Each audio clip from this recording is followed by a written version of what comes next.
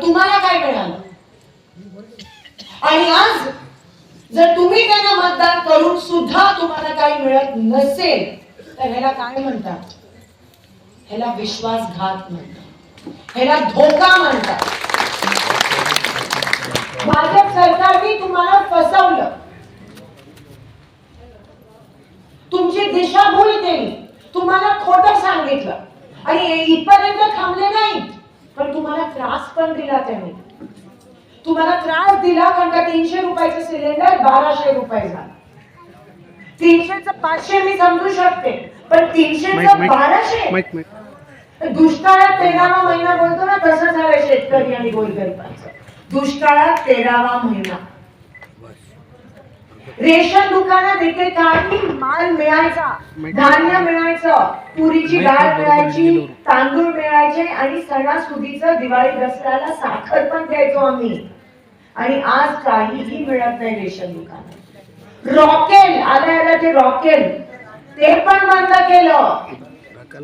म्हणजे झाले, म्हणजे काम तर केलं नाही, पण जे चांगलं चाललेलं ते पण बिघडवलं या लोकांनी. तुम्हाला म्हणालेले 2 कोटी नोकरी मिळणार आहे, रोजगार युवकांना. या गावात 2 मुलांना पण नोकरी मिळाली नसेल आणि जे शासकीय नोकरी होती ती पण. निश्चितही आदरणीय मित्रे साहेब, उपस्थित सर्व व्यासपीठ, जमलेले सर्व वडीलधारी मंडळी, माता भगिनी, तरुण मित्र, ताई आता खरं सांगायची वेळ आली. गेल्या 2 लोकसभेला आमच्या गावाने विरोधकांना जवळपास 800 ते 900 मतांनी लीड दिला आणि ही वस्तुस्थिती आहे. 10 वर्षात जिल्ह्याचं, तालुक्याचं, आमच्या गावच्या परिसराचं जे काय अधोगती झालेली आहे त्यासाठी आम्हाला आता तुमच्या पाठीमागं उभारून एक आशेचं किरण तरी आलं. कारण गेल्या 10 वर्षात जे काही कामं झाले नाहीत, किरकोळ 1-2 कामं आहेत, किरकोळ नाहीत पण ते आमच्यासाठी आणि शेतकऱ्यांसाठी फार मोलाचे आहेत. तुम्ही जसं सांगितलं की एनटीपीसी चालू झाली आणि एनटीपीसीच्या माध्यमातून आमच्या गावात जवळपास त्या कारखान्यांना आणि एनटीपीसीला जवळपास 200 ते 250 लोकांना काम मिळालं. ही वस्तुस्थिती आहे.